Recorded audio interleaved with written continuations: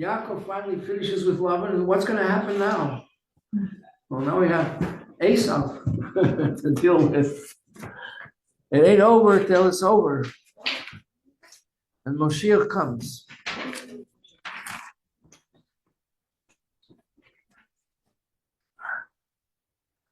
All right.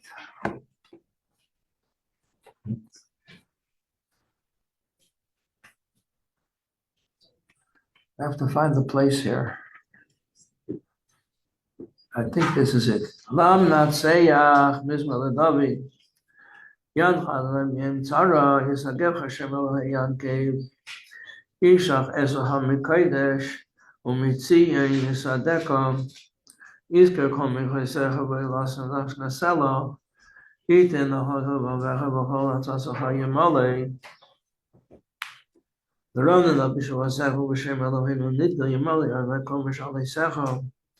Ata yodaiti ki heishia Adonai Mashiach Yanehu mishmei kodshe bikubures heishia mine ele v'susim anaknu b'shem Adonai Eloheinu nazker hem akaru v'nafalu anaknu kamlu v'niseidan Adonai heishia melech Yanehu v'yem kareinu.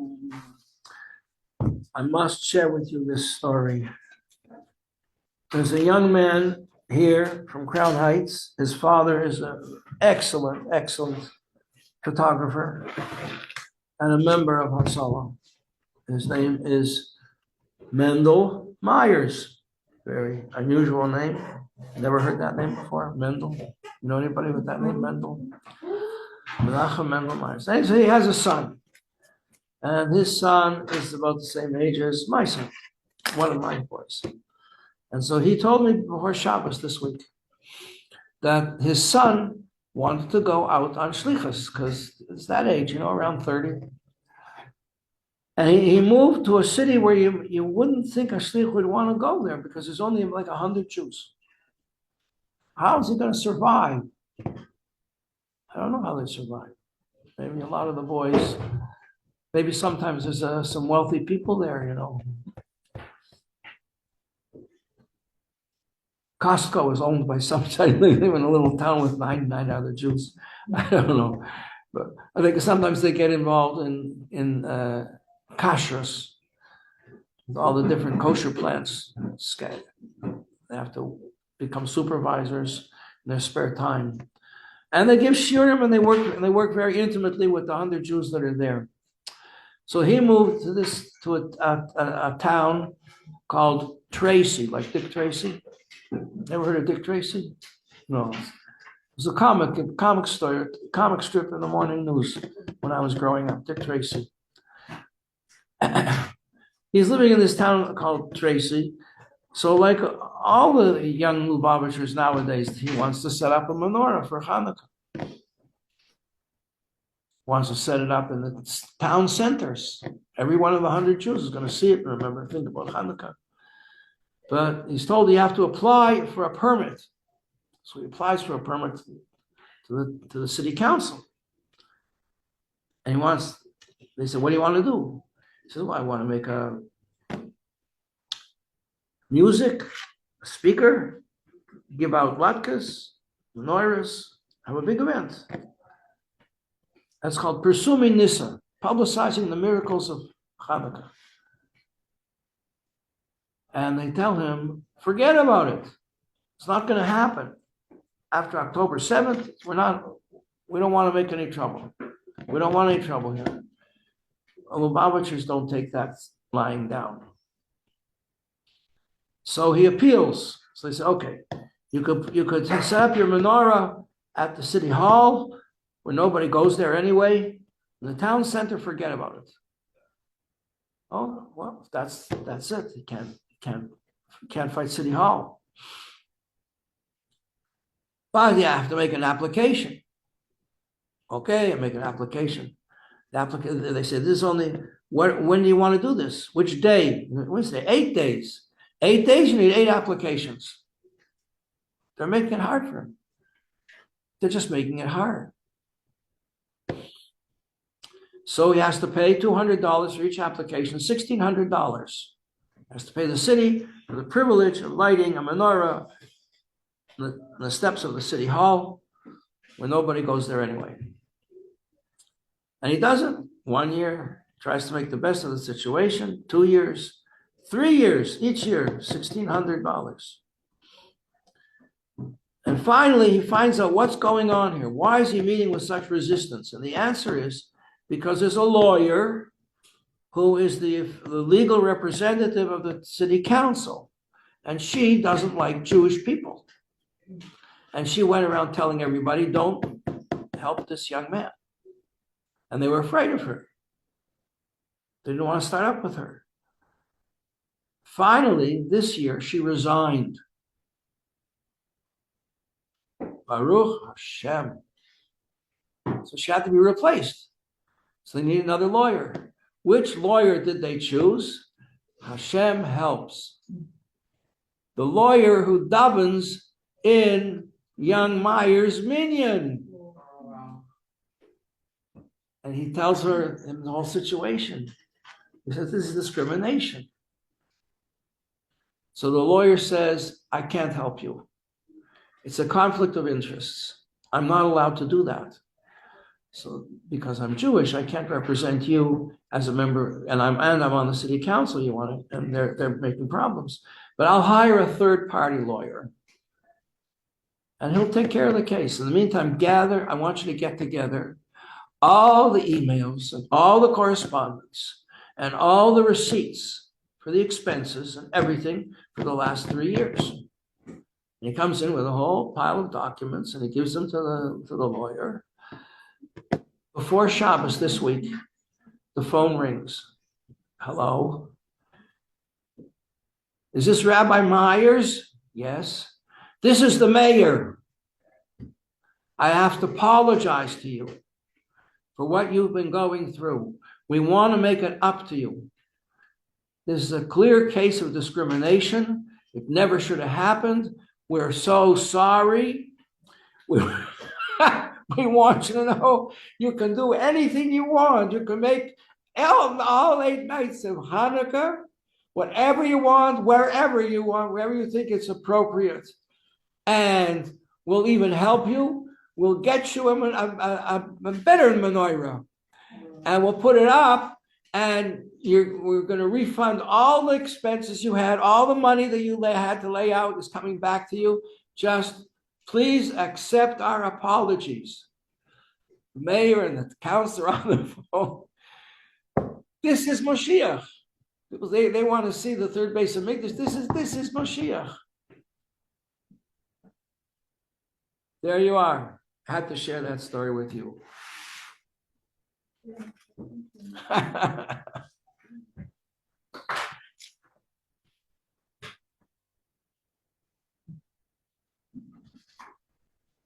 You don't start up with the Rebbe. You never win. All right, we were on page 73, I believe.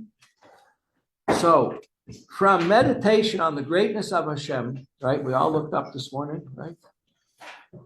Saw the cloudy sky, overcast.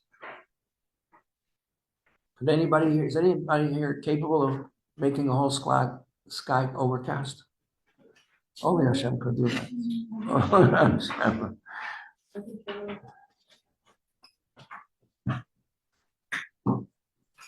Okay. So when a person will meditate on all this, then there will be awakened in him fear of Hashem. Remember, now think carefully about the order here. First, awe of before the majesty is page 72 at the top. Awe before the majesty of Hashem. This will be born and in his mind and his heart, and will be awakened. And he will be thinking about it, and he will feel humble before his blessed greatness. Okay? Mipnei Gedulosei, before his greatness, Yisborach. She'ein la soif b'tachlis, which is without end or limit. Okay? And then from the awe of Hashem in his mind, It's going to go down into his heart, through the spine, through the das. Das is here at the back of the brain. What's that called? Cerebellum. Do you know cerebellum? She used to be a student here.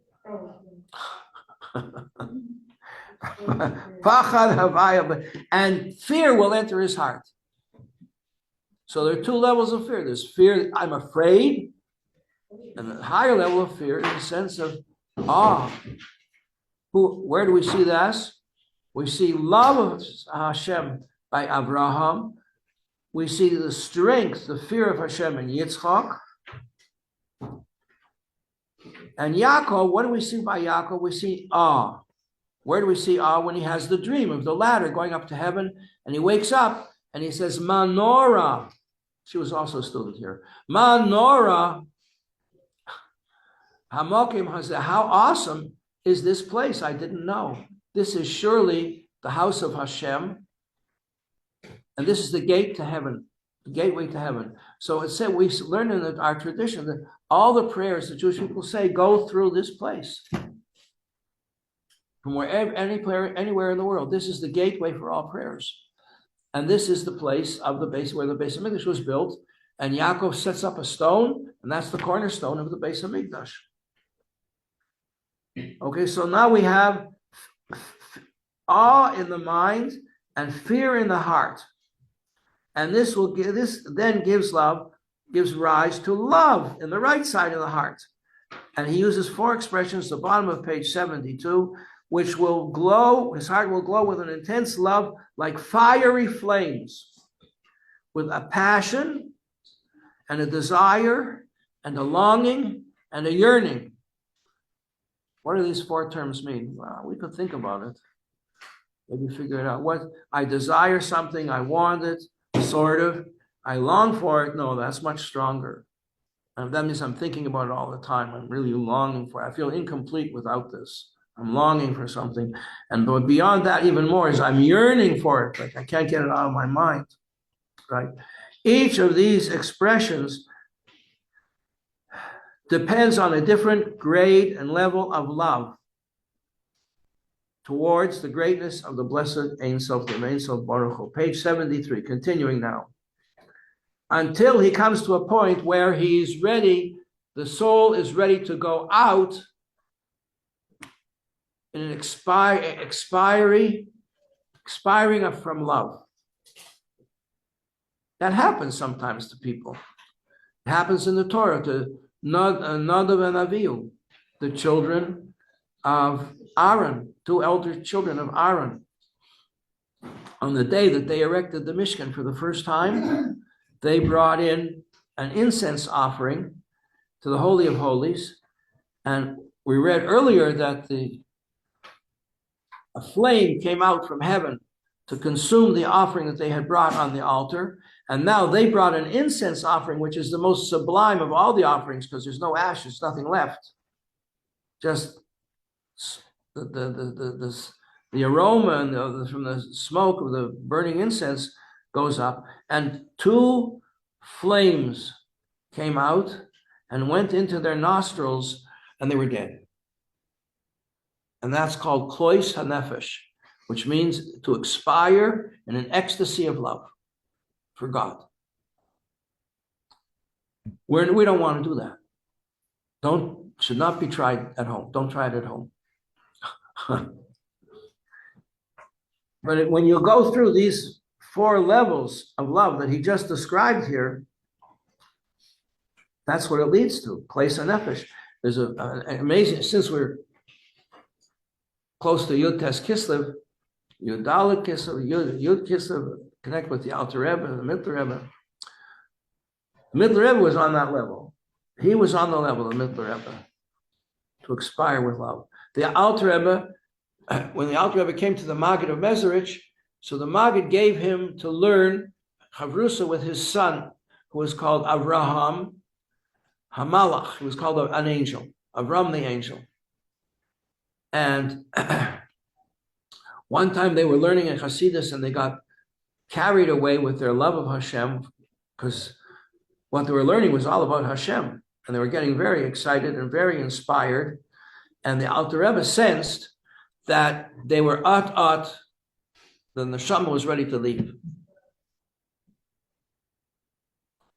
He got up quickly, he washed his hands, and he took a bagel with butter, and he said, Hamoitzi. And the Maggid was always indebted to the Alter Rebbe because of that, because he saved his son's life, because they were ready to go. They were ready to check out. So the question is asked, if they're ready to check out, who can think of bagels and butter? It's the last thing you're going to think about. So, and that shows the greatness of the Alter Rebbe, that by him to meditate on the greatness of Hashem in the highest of worlds, like Atzilus, and to eat a bagel with butter is on the same level, because he's really much higher than that too. And when you go very, very high, then all the lower things, when you're up in Atzilus, then there's really not much difference between the lower worlds of action and formation and creation, because they're all lower than Atzilus. They're all not even up to the ankles of Atzilus. So that's what that's all about. So now we're continuing on page 73. So the person, here we go.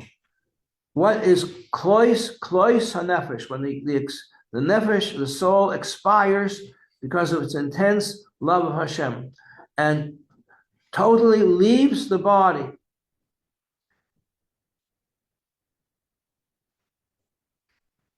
But unless he's going to restrain himself so that his soul will remain clothed in his body, which is the only condition which is possible for him to fulfill his mission.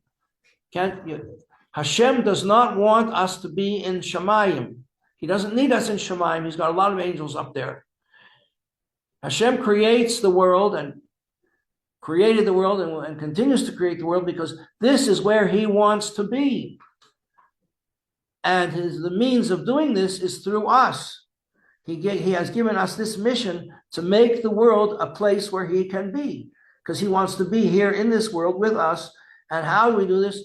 Through mitzvahs, through doing mitzvahs. There's no mitzvahs in the world that we do that are not connected with physical objects, books and food and clothing and houses, business, banking, shopping. All has to be used in a holy way. That's Hashem wants to be everywhere in everything. He wants us to be aware of everything. So this loving thirst, now moving on in our understanding of what's going on here, is connected. We know we got love. There are four elements. Where does the love come in? Since the love comes from the element of fire in the godly soul. So we learned in chapter 1 that fire in the animal soul causes a person to behave with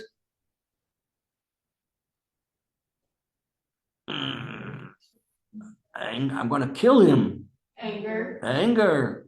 And arrogance. Yeah, the aristocrat.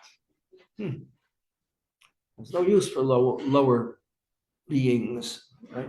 But that's in the animal soul, because that's all very self-centered. But in the godly soul, this element of fire is love of Hashem, ecstatic love of Hashem. So the love of Hashem is in chesed, in the tenfold makeup of your character, and it works together with fire. Miyasoid ha'esh shebenefesh elokis, the middle of page 73. Continuing, and even the scientists of the day understood this, which means ancient, medieval, and ancient science. They all knew this. I mean, you see it's reflected in the literature, you know. My heart is on fire with love, right? Now, Eitz Chaim is a book. Eitz Chaim means literally the tree of life. Eitz Chaim, tree of life. Who wrote it? You don't remember. Anybody remember? What? Chaim Vital. Who was Chaim Vital? He was the only student of the Arizal who was allowed to write down his teachings. It's called Eitz Chaim. And there's a follow-up to that called the fruit of the Eitz Chaim, pre-Eitz Chaim. So he writes there that this is so. He writes there about the element of fire in the heart of a Jew causes him to have a thirst, like you're in a desert, thirsting for water. Well, so if fire, if thirst is from the element of fire in the heart, what's the antidote to this fire is water. Water puts out fire. Didn't you play that game when you were little girls? Rock and scissors, fire and water, which one conquers which, and so on. So water puts out fire. Where's water? What's the root of water?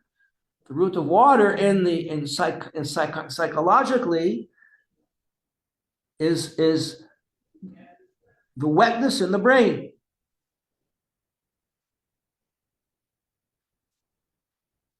In Hebrew, it's called lachluchis, moisture. So the element of water is moisture is in the brain, and that cools down the passion. You know, when a person is getting all excited, you say, moichin. Use your brains. Calm yourself, calm down. You have to water the warmth. The source of water is in the moisture, is in the brain. The element of water is in the brain. Because the element of water is cold. See, intellectual people are cold people. Element of water is cold and wet. Wet drips. Comes from a high place to the element of water is defined as something that comes from a high place to a low place. The element of fire always rises up. Each to its source, returning to its source.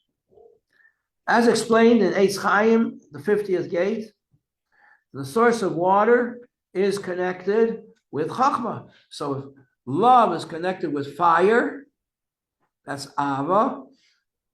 Chachma is connected with water in the brain, which is the element of water in the godly soul.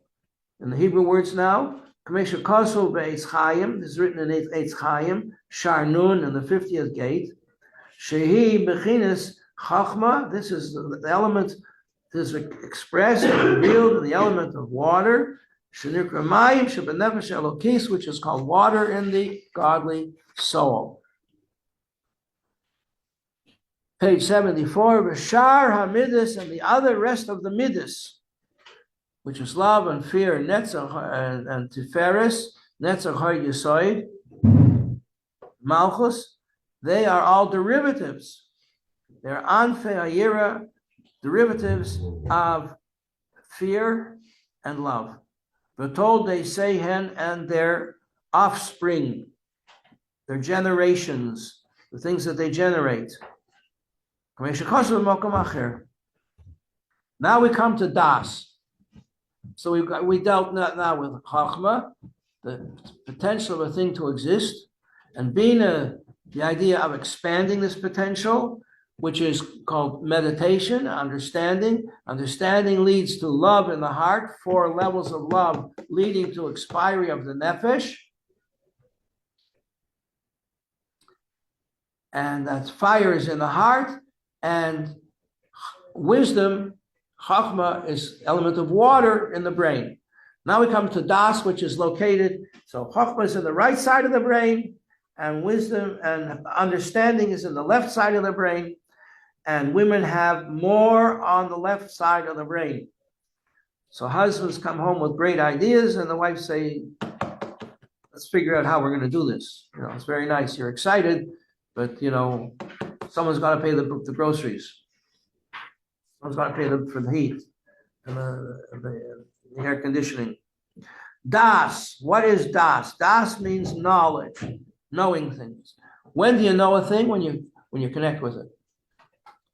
The famous example that I once read about a transcendental philosopher who was giving a lecture, and he was smoking, And someone was brought to hear him and said, what did you think about that fantastic lecture? He says, I thought he didn't know what he was talking about.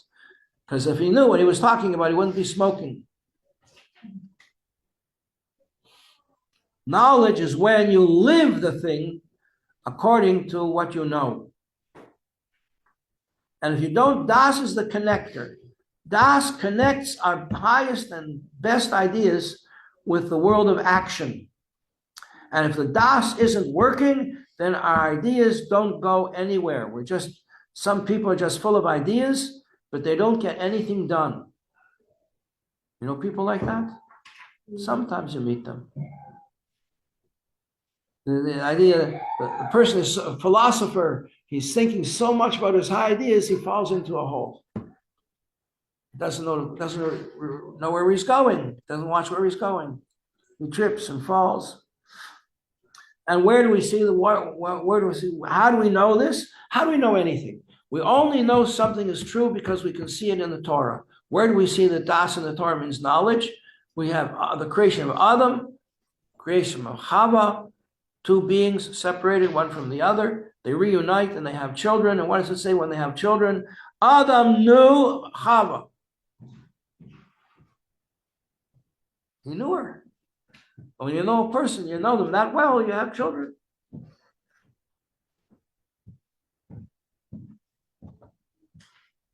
Page 75. He says here, what does it mean to know something? Shemakasher datoi, that you connect your thoughts, you connect your das. Das connects your thoughts. The kesher, now notice the language here, because he's going to repeat this language. Parallel and sentence structure. When you want to equate something with something else, you use the same sentence structure. You just change one term or another term, and then we know that both terms are on the same level. So the word for that is a kesher. Kesher, like his kashrus, to be connected to the Rebbe, to be connected to Torah, to be connected to other Hasidim. Is kashrus. The word is kesher. Kesher is a knot, to tie something. Or what's the connection of this idea, this example of what we're talking about? What's the kesher? An interesting concept coming up in another month is how was the Mishkan made, the tabernacle, the first holy temple for God, was created by mankind. It was made up of wood. And wood was shaped into beams.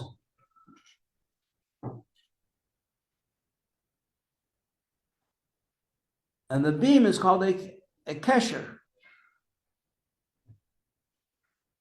And the same letters for kesher can be rearranged to make the word for falsehood, sheker. And this symbolizes our service of Hashem to transform the sheker, the falseness and insincerity of materialism in this world, to turn it into beams that will be a structure where Hashem can be found and be connect together with mankind. Okay, so the language here is Shemakasher, he connects Datoi, his das, the Kesher Amitz v'Chazak Ma'oid. Every word is important. Kesher with a connection, Amitz, which is powerful, v'Chazak and strong, Ma'oid, very, very much so. To the ultimate level of connection. You know, Gorilla Glue, you can't break it. Well, it does break, but this is a connection that cannot be broken. V'itka machshavtoi, and you connect with this kesher. You connect your das, your thoughts, b'chayzek, with strength. What do you connect them to? To the concept that we're studying the whole time, which is Gedulas Hashem, the greatness of the Ein Sof Baruch Hu, of the infinite. Blessed be He. And now a very key phrase here. Ve'enam Mesir Daite. He does not suffer distraction. You can't get distracted.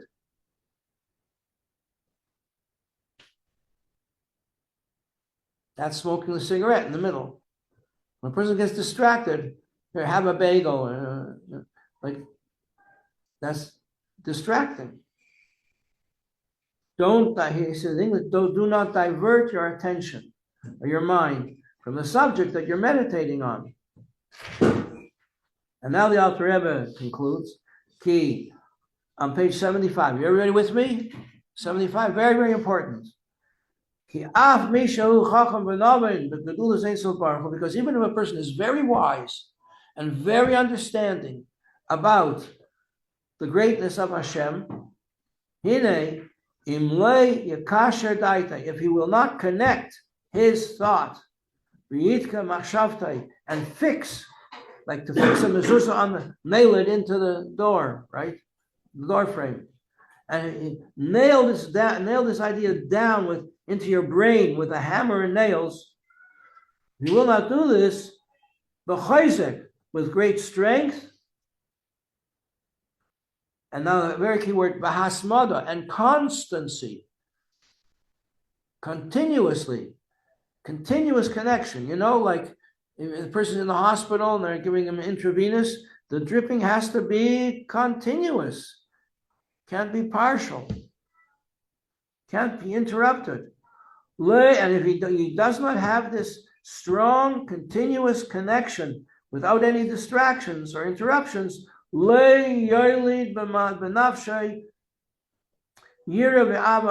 will not arouse and generate fear and love. And we have all from love in the mind and the heart, different levels we spoke about.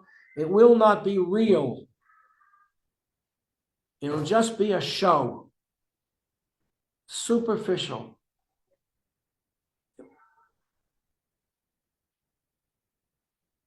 You know, like in the war, the last war, the most sophisticated, refined, and developed society in the world reverted to the most terrible barbarism. They loved music, philosophy, art, everything. But what did they do with it? What happened to it? There was no connection. There was no connection between physical reality and all these wonderful thoughts. It was even perverted and turned upside down that if any of the people who were taken prisoner to the concentration camps had musical ability, they would make them perform concerts as they were taking their fellow Jews to the ovens, to the gas ovens. There's no connection. So there's no connection. Then love and fear disappear. They're not real. They're just fantasies. Lo yoili benafshe yira ve'ava amiti. Ki'im dimyoines shav. Vain imaginings. That's all. That's all you get. Without das, all you get is vain imaginings. Al kain, therefore, hadas hu kiyam amidus. So from this we conclude that das is the inner life and reality of your midas. Now, your midas are the emotions in your heart, right? Midas mean, and they are the measure of your character. A midah is a measurement. So the measurement of your character is the midas. Those are the feelings that you have in your heart, which you act upon. They are the generators of all your actions. Your midas, the feelings in your heart. From your brain, you don't do anything. You think. But the thoughts have to come into your heart, and in your heart, they have to inspire actions. And these actions are work through the sevenfold process of love, restraint, beauty, and then netzach, which is getting it done, hoid, getting it done right, yisoid, getting it done with awareness of who you're doing it for, your audience, and malchus is the final product. And that's what Das does. Das brings the Chachma and the Bina down into the heart where it becomes translated into actions that gets the thing done. Who koilel, and so therefore in Das contains within it Chachma and Bina and unites them and brings them into the heart. So it also contains Chesed, Ava, and Gevura, and Yira, V'anafeha, and it's all their generations and derivatives. And with that, we conclude chapter 3. Hadron Aleph, chapter 3. Crucial chapter. It's a tamtzit, it's like a distillation of a lot of ideas. And I would be very tempted to take these ideas in chapter 3, the way they're found in chapter 15 of the fourth book of the Tanya, where he elaborates on all of this at great length. It's very, very interesting. But Rabbi Majeski wants us to move on, I'm sure, to chapter 4.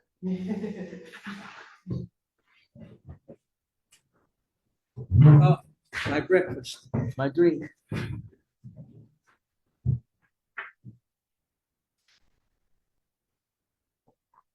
Thank you very much.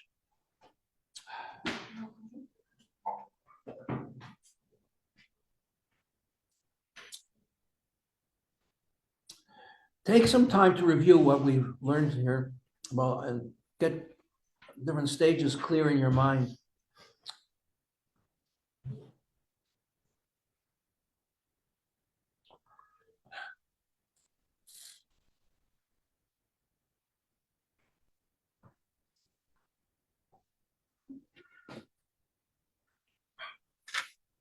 Thank you very much for this.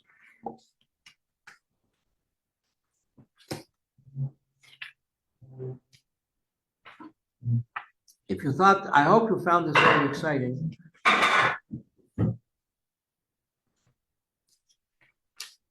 And if you did, chapter 4 is even more exciting. You should know.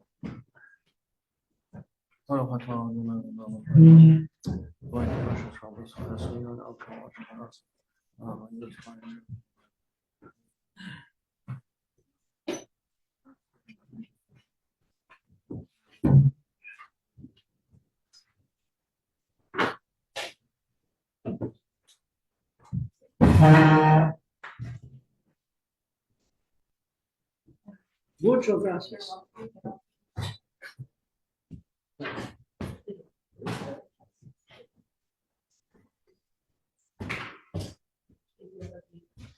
Thank you, everybody. Thank you. Thank you.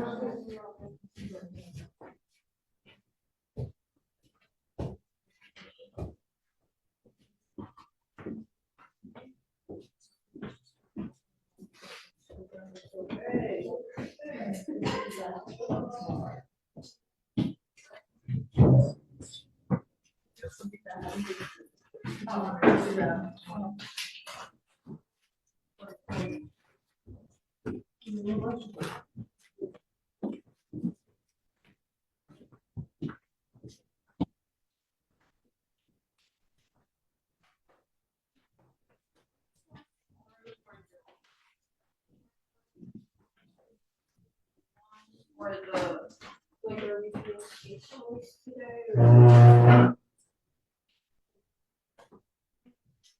Oh, this one's yeah.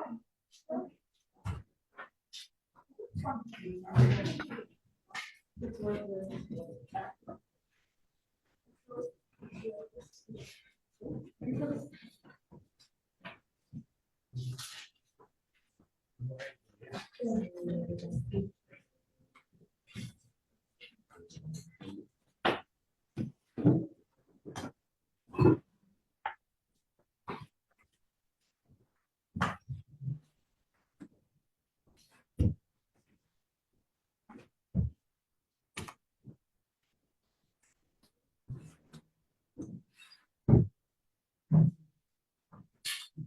Okay,